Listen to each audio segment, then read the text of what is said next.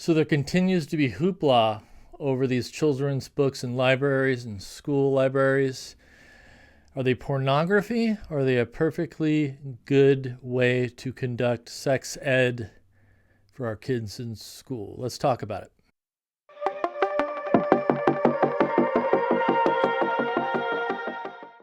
Welcome to the Costa Mesa Pettis Perspective. My name is Jeff Pettis. Thank you for watching. I think I forgot to mention last time, please subscribe to the channel if you have not, because it helps us. And so tonight we're breaking from anything actual City Council Costa Mesa related. What I want to talk about is and I might massacre their name, but I went to yesterday the 17th, which was Monday, went to the Newport Beach City Hall. In their chambers, the Newport Mesa Library Board of Trustees, I believe. I might have those mixed around a little bit, but Board of Trustees for the libraries in Newport Mesa were having a meeting. And first of all, Newport's got some bougie chambers, man. We got to step up our game in Costa Mesa. I walked in there, I'm like, wow, this is nice. And so I actually I went there to because I wanted to see what was going on. What they were doing was reviewing. A meeting was called to review a lot of controversy over several books, two of them in particular. And Newport Mesa does bleed over, obviously, into our area because we have Mariners over there, and our kids do go to the libraries in Newport. So it was of interest to me and what's going on in the community. I brought myself and my wife, and interestingly enough, I brought my 10-year-old daughter. She had her earbuds and she was politely watching her iPad, so she didn't hear much, but it was an interesting thing to have her there, because as people were going to the podium and talking, reading parts of the book, I found myself actually kind of like cringing. And I'm no fuddy-duddy. Everybody knows that I have got a potty mouth. I'm pretty open to lots of different things. So I'm not, I'm used to hearing these kinds of things. But some of the things that were being read it was telling for me to be looking at my daughter, even though she couldn't hear what was being said, going, God, And also, what I want to mention up front too is this is not a debate over do we ban books. Let's just stop it right now, because that's where it goes in the media. We're not talking about do we ban books or do we not ban books. That is not the reason for this video.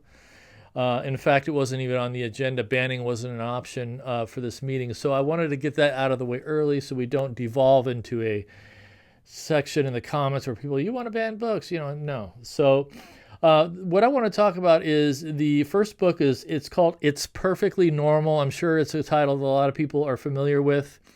And the vote was, this book is currently available. And I learned a lot. There's kids section, teens, and adult section, right? So technically you're supposed to have supervision if you're a kid with your parent in the kids section. But this book remains in the kids section, which is, my daughter's age, 10-year-old, younger. And the vote was, do we move this book to teens or adults? And there was a lot of people that got up against this book, and there were some that were for. It's interesting the types of folks that went up there.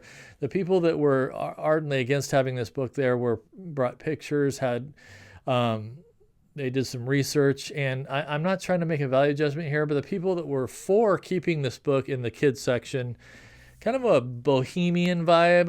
I'm trying not to sound too judgy, but just an interesting cross section. If you guys look through this book, and there's PDF versions online, and I actually read a good part of it. It's pretty gnarly. I mean, we're not talking like just drawings of naked people. I mean, it's gnarly in this book. They have there's a picture of a girl bending over, kind of spreading it, and with a mirror, and there's graphic illustrations of same sex, sex. It's pretty. I mean, it's even for me. It's not something I ever saw when I was a kid, and reading. And I tried to pick the most benign quote I could when I was just kind of reading through it. On page 15, I'm just giving you an idea of what's in the book. Sexual intercourse or having sex can involve the penis, the vagina, or the mouth and the genitals, or the penis and the anus. So what I found, here's where I fall in this book. Look, it is not appropriate for 10-year-old. It says right in the book for 10 years or older. And we're talking my daughter has no idea about this stuff. And it was, I can see if you're having a sex ed, even if you were wanting to provide some of this information to younger people, and you wanted to talk about the biological aspects of gender and sex, how babies are conceived, the anatomy, even that's stuff that's factual sex ed stuff is appropriate to a degree. But this book and if you read through it, read more like a how-to on how to masturbate, how to have sex, how to have same sex, how to and there's pictures of little kids having or masturbating, male and female. So it was just, I mean, it's hard. Look, it was a lot. And when I was doing a little bit of research on it, there's like 13 states, I believe, that these images are actually would be considered if you were to take them out of the library and you had a folder with these and you were not involved in library business or at the library, these would be considered child pornography. And the vote came down to the board, it was a pretty wussy board. It was very interesting. Only voted to not display it in the front like they had been at Mariners, I think, but not to move this book from the kids 10-year-old or younger section to either teen or adult. They voted to keep it where it was. You just can't display it. So look, what it comes down to me is you could make a case for the school doing sex ed from a biological standpoint, anatomy, but sexual values are for the parents to decide. And I don't need, want, or I demand that teachers don't try to influence my kid on whether or not gay sex is good, whether or not masturbation. I mean, my 10-year-old she's thinking about Taylor Swift and, so that's where I fall on this. So it's disappointing to see that the Newport Board of Trustees library people couldn't. I would have been no brainer. Let's vote to put this book at least in the teen section, not in the kids section.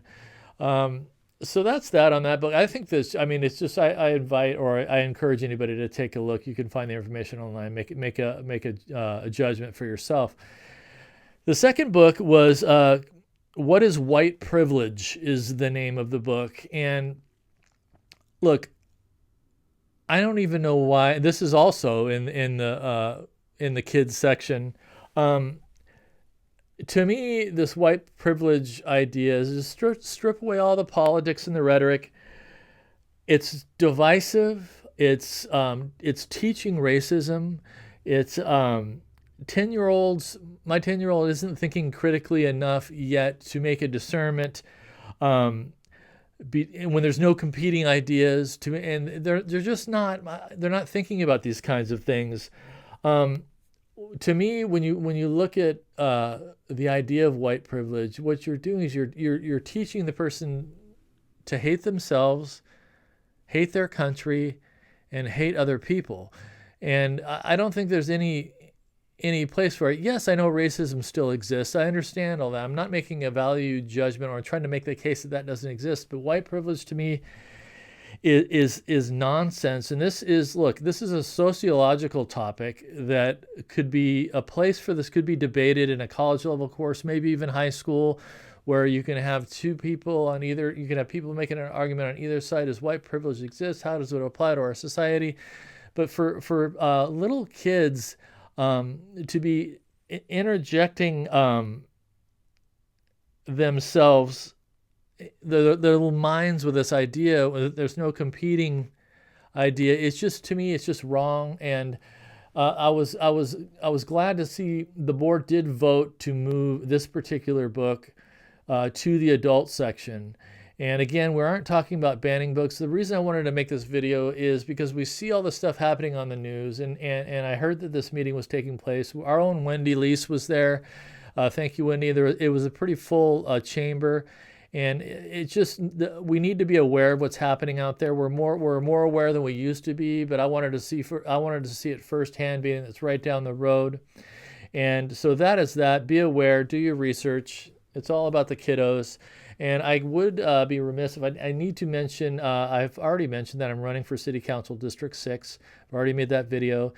We need your support to get it done. And so I would appreciate it if you go to the website. The link is right here above me or to the side. I don't know how I'll edit this, but you can find my campaign page there. We would appreciate any donations of any kind.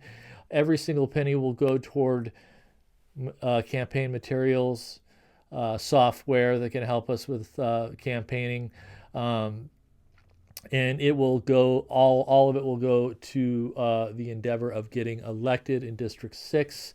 Be kind to yourself, be good to each other. Together we can get it done, and bye for now.